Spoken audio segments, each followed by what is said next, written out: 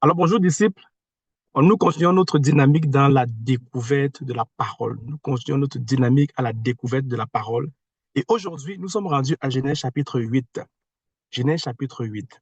Alors, on va lire ce texte et on va essayer de tirer quelques leçons utiles pour notre vie qu'on peut appliquer à notre propre contexte. À partir du verset 8, verset 1, la parole de Dieu déclare ceci. Dieu se souvint de l'Éternel, de tous les animaux et de tout le bétail qui était avec lui dans l'arche. Et Dieu fit passer un vent sur la terre et et les eaux s'apaisèrent. Alors, pour juste nous remettre un peu en contexte, dans Genèse chapitre 8, on se souvient que le Seigneur avait demandé à Noé de bâtir l'arche. Noé a bâti l'arche. Le Seigneur a envoyé la pluie sur la terre pendant 40 jours, dont la terre est complètement inondée. Et à partir de ce verset 8, la terre est tellement inondée que la Bible dit que les eaux étaient à quasiment 22 pieds et demi au-dessus de la montagne, juste pour montrer la hauteur des eaux, après 7 pieds, pour ceux qui sont dans le système métrique. Et c'est à ce moment-là que Dieu va se souvenir qu'il avait dit à Noé de rentrer dans l'arche avec les animaux, le verset 1 qu'on vient de lire. Et il va envoyer un vent sur la terre pour souffler afin que les eaux puissent commencer à se retirer de la surface des eaux. Lorsqu'on lorsqu'on continue à faire la lecture dans la chronologie des versets qui vont suivre, on verra que plusieurs fois, Noé va ouvrir l'une des fenêtres de l'arche pour libérer un corbeau, pour libérer une colombe, afin que les oiseaux sortent et aillent faire un tour à l'extérieur. L'idée ici était juste de voir si l'oiseau allait revenir ou si l'oiseau allait rester. Évidemment que si l'oiseau reste à l'extérieur, ça voudrait dire qu'il y a la terre où il peut se poser dessus. Mais si l'oiseau revenait, ça voudrait dire qu'il y a encore les eaux étendues sur la terre. Et c'est ce qui va se passer. Il va libérer une colombe une première fois. La colombe va partir, elle va revenir. Il va la libérer une seconde fois. Lorsqu'elle va revenir, elle va revenir avec une feuille d'olivier. Et il va la libérer une troisième fois.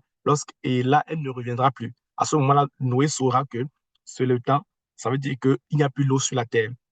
Et même que le Seigneur va parler à Noé à ce moment-là pour lui demander de sortir de l'arche avec toute sa maison, sa famille, ses fils, ainsi que les filles, ainsi que les femmes de ses fils. On peut le voir à partir de Genèse chapitre 8, verset 17 et 18, même jusqu'à 19. Et à partir de ce moment-là, la Bible dit au verset 20 que lorsque Noé est sorti de l'arche de l'Alliance, après quelques semaines, notamment le deuxième mois de cette année-là, la Bible dit ceci, Noé bâtit un autel à l'Éternel et prit toutes les bêtes pures et tous les oiseaux purs et il offrit des holocaustes sur l'autel. Alors Noé était content de ce que le Seigneur avait gardé sa parole. Le Seigneur était demeuré fidèle tel qu'il il lui avait dit. Le Seigneur avait accompli ce qu'il avait promis à Noé. Et Noé, lorsqu'il va sortir, il va dresser un autel, il va offrir des holocaustes en guise d'action de grâce. Regardez ce qui va suivre lorsque Noé a fait preuve d'action de grâce. À partir du verset, à partir du verset 21, la parole déclare ceci. L'Éternel sentit une odeur agréable et l'Éternel dit en son cœur, je ne maudirai plus la terre à cause de l'homme, parce que les pensées du cœur de l'homme sont mauvaises dès sa jeunesse, et je ne frapperai plus tout ce qui est vivant comme je l'ai fait. Tant que la terre subsistera, les semailles et la moisson, le froid et la chaleur, l'été et l'hiver, le jour et la nuit ne cesseront point. Je vous ferai remarquer une chose dans ce verset, c'est que le Seigneur a dit ça, non pas parce qu'il avait enlevé l'eau du dessus de la terre, non, il a dit à cause de l'offrande d'action de grâce de Noé. C'est l'offrande d'action de grâce de Noé qui a généré un parfum de bonne odeur dans la présence de Dieu. Et lorsqu'il a senti l'odeur agréable, il a pensé ces mots dans son cœur. Donc si aujourd'hui vous et moi, il n'y aura pas de déluge qui va encore arriver, il n'y aura pas de deuxième déluge qui va arriver, non.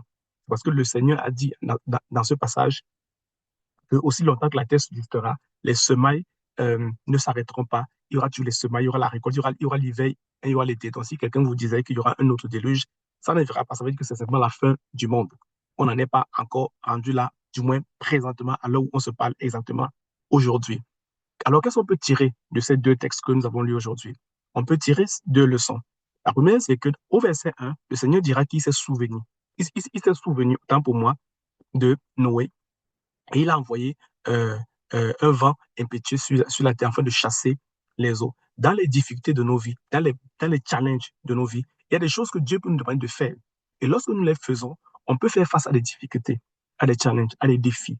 à des montagnes. Souvenons-nous que de la même manière que le Seigneur s'est souvenu de Noé, qui avait obéi à sa voix, il se souviendra également de nous. Et il enverra ses anges. Il enverra peut-être aussi un vent impétueux dans notre situation. Et les choses qui nous pèsent vont finir par s'écarter, euh, vont finir par disparaître. Dieu ne nous oublie pas. Il se souviendra toujours de celui ou encore de celle à qui il a mandaté de faire quelque chose. Et à un moment donné, il va finir par revenir. La première leçon que nous devons tirer. La deuxième leçon, c'est que l'action de grâce multiplie la grâce. Regardez, lorsque Noé, qui avait obéi parfaitement à Dieu, est sorti de l'arche de l'Alliance, il ne s'est pas contenté de dire, bon, voilà, Seigneur, j'ai fait ce que tu voulais que je fasse, donc voilà, moi j'ai fait ma part, c'est fini. Là, non. Il a rendu grâce. Il a dressé un autel d'action de grâce pour dire merci de ce que tu as été fidèle selon ce que tu avais promis que tu allais faire avec moi. Et Dieu va multiplier la grâce et va décider à cause de l'odeur de l'offrande d'action de grâce de Noé. Et il dira que aussi longtemps que la terre subsistera, euh, euh, les semailles et les moissons vont se succéder, le froid et la chaleur, l'été et l'hiver, le jour et la nuit. Donc, dans les combats de notre vie, dans les combats de votre vie, je vous invite, je vous encourage fortement. Lorsque vous avez des victoires avec Dieu, rendez toujours grâce à Dieu. Élevez toujours un autel d'action de grâce pour lui dire merci. Même si c'est Dieu qui vous avait envoyé, vous avez simplement obéi à sa voix. Lorsque vous arriverez à bon port, dites merci. Dans ce texte, cela nous révèle que le simple fait de rendre grâce, multiplication de grâce. Après, nous ne rendons pas grâce parce on veut juste qu'elle soit multipliée. Non. Nous rendons grâce parce que nous sommes véritablement heureux. Nous sommes véritablement heureux et notre action de grâce, elle est vraie devant Dieu. Elle est vraie devant Dieu. Alors, disciples, je ne sais pas tout par quoi tu passes, mais dis cette leçon et applique-le dans ta propre vie et tu verras un changement. À la prochaine vidéo. Merci.